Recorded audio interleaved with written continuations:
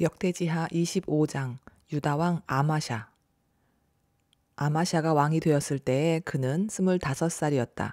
그는 예루살렘에서 29해 동안 다스렸다. 그의 어머니 여호앗다는 예루살렘 사람이다. 그는 주님께서 보시기에 올바른 일을 하였으나 마음을 다하여 하지는 않았다.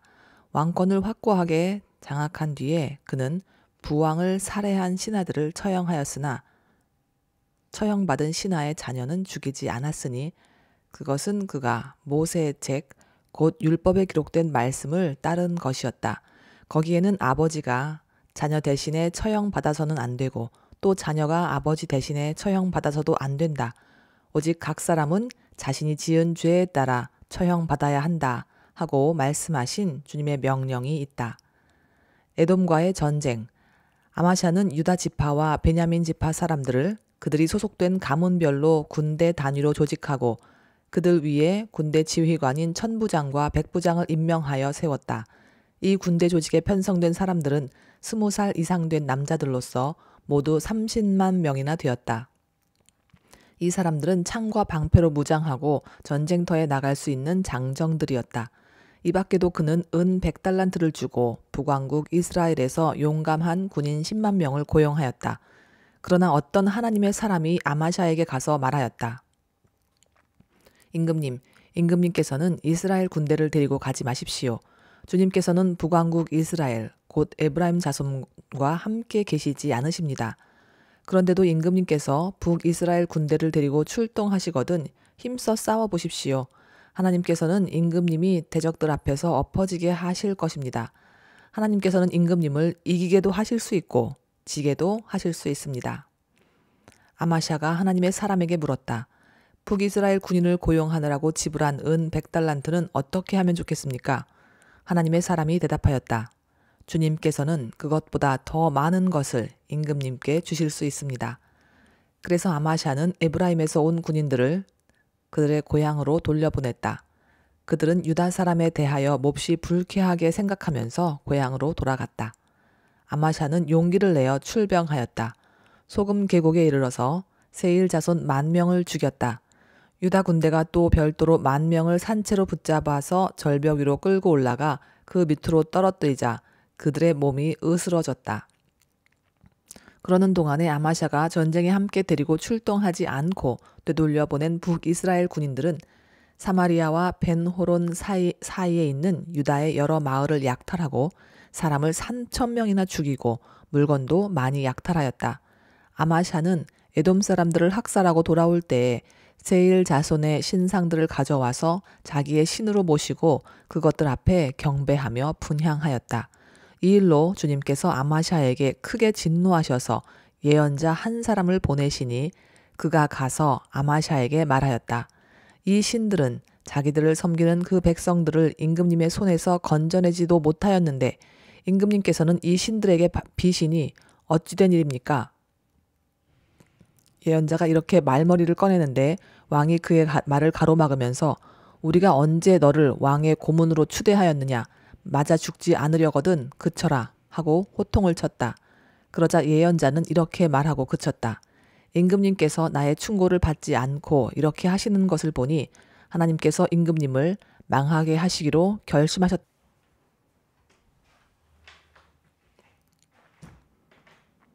이스라엘과의 전쟁. 유다왕 아마샤가 참모들과 함께 이스라엘에 대항할 모의를 하고 예후의 손자요 여호아하스의 아들인 이스라엘의 여호아하스 왕에게 전령을 보내서 서로 직접 만나 힘을 겨루어 보자고 제안하였다. 이스라엘의 여호아하스 왕은 유다의 아마샤 왕에게 사람을 보내어서 회답하였다. 레바논의 가시나무가 레바논의 백향목에게 전가를 보내어서 백향목의 딸을 며느리로 달라고 청혼하는 것을 보고 레바논의 들짐승이 지나가다가 그 가시나무를 짓밟은 일이 있습니다.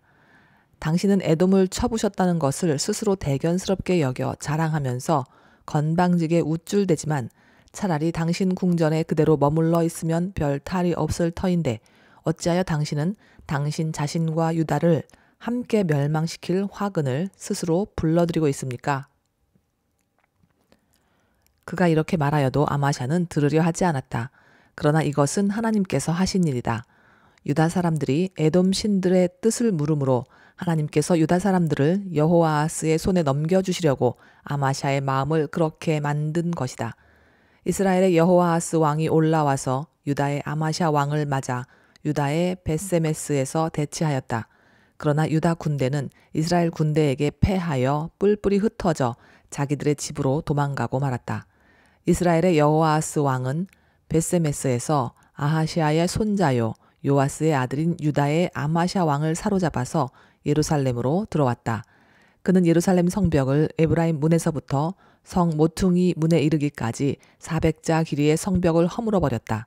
그는 또 하나님의 성전 안에서 오벳 에돔이 지키고 있는 모든 금과 은과 그릇들을 약탈하고 왕궁의 보물 창고를 약탈하고 사람까지 볼모로 잡아서 사마리아로 돌아갔다. 유다의 요아스의 아들 아마샤 왕은 이스라엘의 여호아하스의 아들 여호아스 왕이 죽은 뒤에도 15해를 더 살았다. 아마샤가 다스리던 기간에 일어난 다른 사건들은 처음부터 끝까지 유다와 이스라엘의 열왕기에 기록되어 있다. 아마샤가 주님을 따르다가 등지고 돌아선 뒤에 예루살렘에서 반란이 일어나자 아마샤는 라기스로 도망하였다. 그러나 반란을 일으킨 사람들은 라기스에까지 사람을 보내어 거기에서 그를 죽였고 그의 주검을 말에 싣고 와서 그의 조상들과 함께 다윗성에 장사하였다. 역대지하 26장 유다 왕 우시야. 유다의 온 백성은 우시야를 왕으로 삼아 그의 아버지 아마샤의 뒤를 잇게 하였다. 그가 왕이 되었을 때에 그는 16살이었다. 아마샤 왕이 죽은 뒤에 우시야는 엘랏을 재건하여 유다에 귀속시켰다. 우시야가 왕이 되었을 때에 그는 16살이었다. 그는 예루살렘에서 52해 동안 다스렸다. 그의 어머니 여골리아는 예루살렘 태생이다.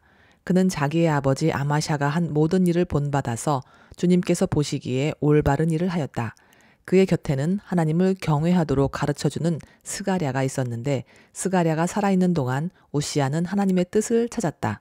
그가 주님의 뜻을 찾는 동안은 하나님께서 그가 하는 일마다 잘되게 하여 주셨다. 우시야가 전쟁을 일으켜 블레셋과 싸우고 가드 성과 야분의 성과 아스돗 성의 성벽들을 헐고 아스돗 땅과 블레셋 지역 안에 성읍들을 세웠다. 그는 하나님의 도움을 받아서 블레셋 사람과 구르바알에 사는 아라비아 사람과 마온 사람을 쳤다. 암몬 사람이 우시야에게 조공을 바쳤다. 우시야가 매우 강하게 되었으므로 그의 이름이 저 멀리 이집트 땅에까지 퍼졌다. 우시야는 예루살렘의 성 모퉁이 문과 골짜기 문과 성 굽이 이 세 곳에 망대를 세우고 그곳을 요새로 만들었다. 그에게는 기르는 가축이 많았다. 언덕지대와 평지에는 농부들을 배치시켰고 산간지방에는 포도원을 가꾸는 농부도 두었다. 그는 농사를 좋아하면서 벌판에도 곳곳에 망대를 세우고 여러 곳에 물웅덩이도 팠다. 우시야에게는 언제든지 나가서 싸울 수 있는 큰 규모의 군대가 있었다.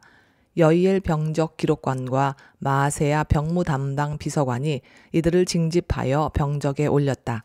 이 두 사람은 왕의 직속 지휘관 가운데 한 사람인 하나냐의 지휘를 맡았다.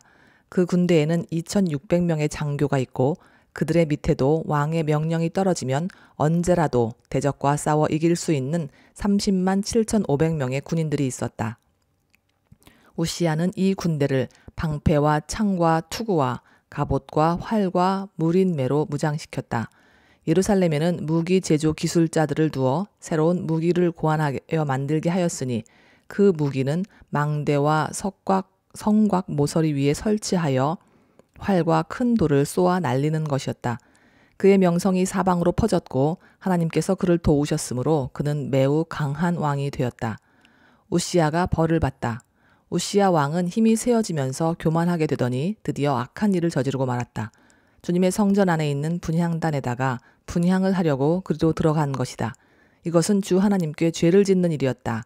아사랴 제사장이 용감하고 힘이 센 주님의 제사장 80명을 데리고 왕의 뒤를 따라 들어가면서 우시야 왕을 말렸다. 제사장들이 외쳤다. 우시야 임금님께서는 들으십시오. 주님께 분향하는 일은 왕이 할 일이 아닙니다.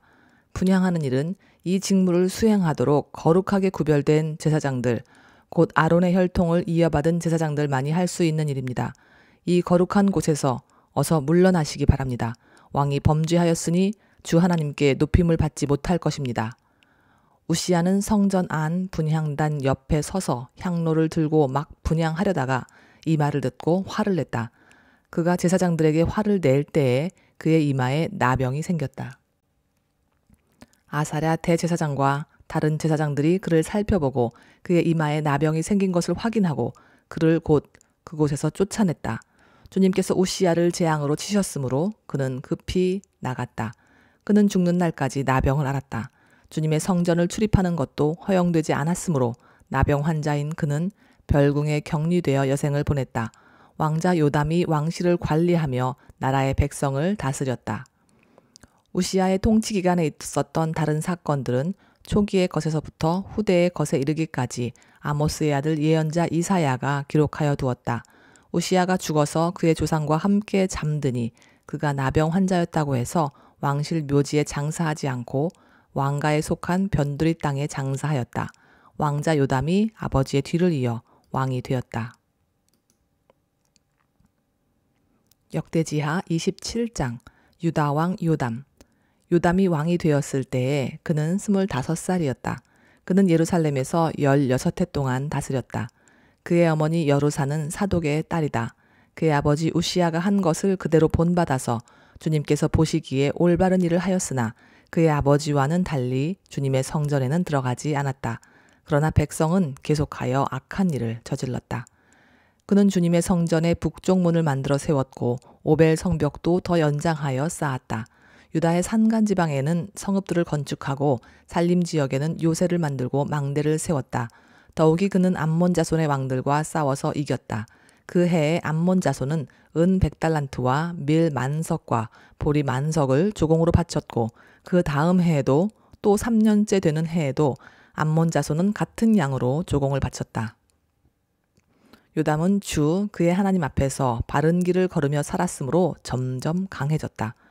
요담이 다스리던 기간에 생긴 다른 사건들, 그가 전쟁에 나가 싸운 것과 그의 행적들은 이스라엘과 유다 열왕기에 기록되어 있다.